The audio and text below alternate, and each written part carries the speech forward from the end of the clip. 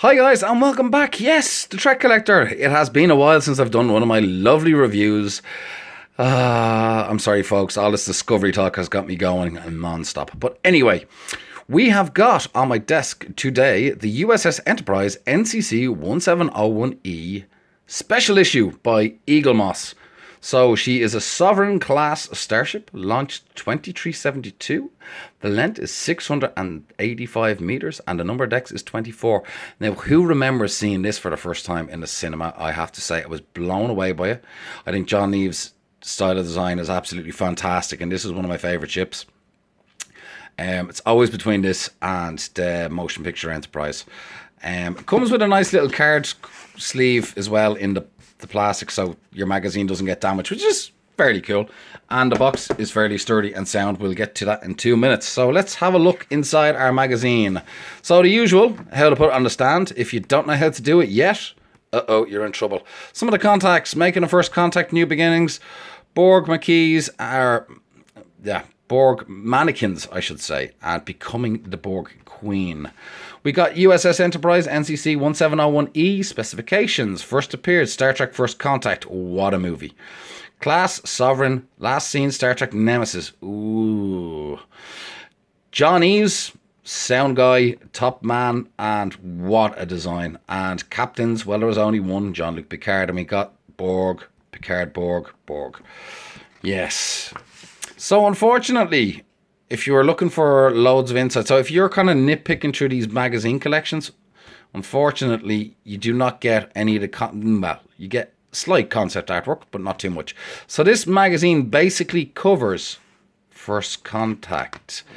Not too much about the ship herself, but if you're a subscriber, you've already got the Eaglemoss magazine that covers all the lovely bits and pieces on designing of the Enterprise E. Also, if you haven't got all the collections, and if you are into all the illustration, the design artwork, the concept work, before they came to this fantastic, stunning design, check out Designing Starships Volume 1 and 2 by Eaglemoss, and I have a review done somewhere. So again, we're just going through some bits of Jonathan Frakes directing First Contact. We have Zefram Cochrane, the Phoenix, another great design by John Eves, I have to say. Data and the Borg Queen. Here's some of the concept artwork. Very funny story with one of the earlier versions that nearly made it to be the Enterprise. Only that someone seen it and went, oh my god, that looks like a turkey. And the design got revamped and changed. Poor John. Had to redo it again. So, moment from First Contact. Some more about Borg mannequins. The Borg Queen, becoming the Borg Queen. It was a fantastic movie, I have to say. It is, I think most Star Trek fans will always argue it's between the Wrath of Khan and Star Trek First Contact. So, a little bit more with Data and the Borg Queen, but as I said, specifically, nothing too much to do with the ship. So, let's get over to unboxing this. So, give me a second and I'll pause and we'll get to that right away. So, okay, here's the box. I'm just going to open her up.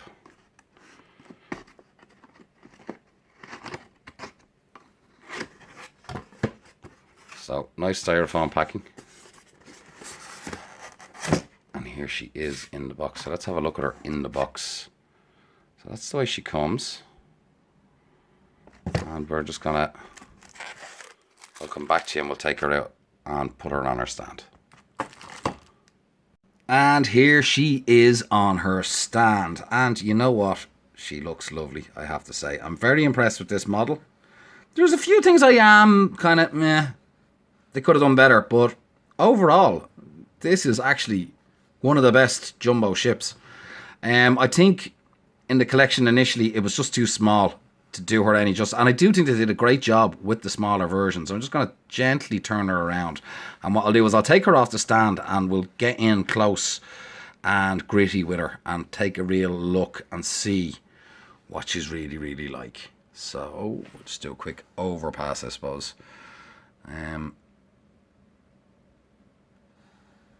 She is 10.5 inches long. She is die-cast metal on the top part, all here, okay? And then on the bottom part underneath, plastic and plastic underneath on that part of the saucer section. And the nacelles and the nacelle struts, if you will, are plastic. Okay? Now let's get close in here at the captain's yacht, and it all looks fairly good. Okay, there is a little bit of a joint issue here, but you know, even on my Bandai, there's a kind of a bit of a seam issue there where you just, and that's can't be helped. Overall, the joint isn't that bad actually. One huge letdown to me is the deflector array. It's just completely wrong. It's bronze. And like, in fairness, it's one of the pieces on the ship that was highlighted in the movie of First Contact, which is such a shame. But we go and look at the thrusters here, and there's much better detail in on these thrusters through any placement of them on the ship. The lifeboats is missing colouring, unfortunately, and this is where we have some issues with misaligned windows. So again, missing the bay and coming out here. Now, lucky enough on this ship, and the way it is, it's not as bad and it's not as noticeable. With the Enterprise D, I think the windows were just that little bit larger, and you could actually notice that's just a bit of debris there. I don't know where that came from. So lucky enough, there's no problem. But actually, good crisp paint application on this. So apart from the few misaligned windows here, this to me is one of the better jumbo models. Now, we get around to the back. There is some details missing, but nothing too bad. Just as I said, more so around the lifeboats. But again, if you get in, like, there's a great bit of detail there on the bridge. You know, for the size of a ship, and I'm gonna say this is much better than the Diamond Select version. Why the Diamond Select version looks very plasticky. I'm not even going to compare in this video. I just don't think there's any comparison here. Whatever it is about the E, it looks like a plastic model on Diamond Select. And in fairness to some of the other Enterprises, they don't look plastic, but with the E, it just stands out plastic. This doesn't. Nitpick here, the impulse grills, a bit of grilling would have been nice there. Instead of just a flat piece of clear, not clear plastic, but red plastic. Would have been nice to see some details in there. Also, again, with the blue nacelles at the back, again, there's kind of like line grill, and it was kind of more of a step effect, which they haven't done. And again, there should be a little bit of grilling done along here, which is missing.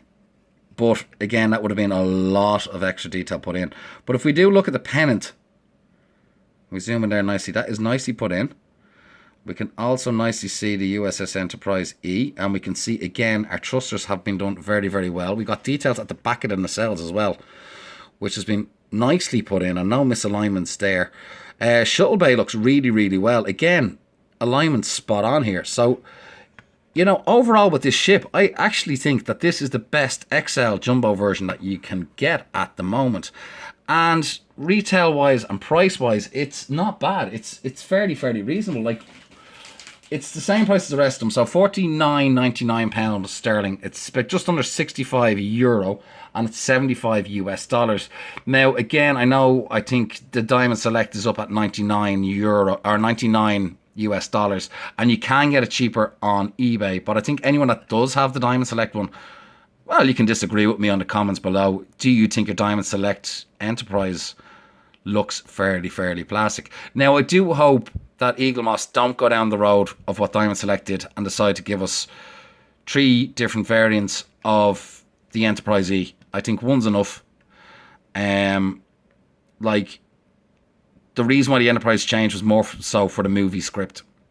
So adding in extra phaser arrays and so forth like that, to do with more Pacific shots that was being filmed, which is fair enough. You can't, script writers, are looking after us. We want to see some great shots of the Enterprise zooming in and blowing up Borg, or the sonar in one case, and in fairness, and then the battle with the Scimitar, and basically, the fight scenes look great. And in fairness to the Enterprise, bless her, every encounter that she did have, she was fairly damaged after the Borg encounter. She was badly damaged after the sonar. And in her last mission, well, she lost pretty much the front section of her hull. But if there is any variants of this ship that you would like to see, maybe throw it down in the comment section below. If they were to do another Enterprise E extra large, what would you like to see?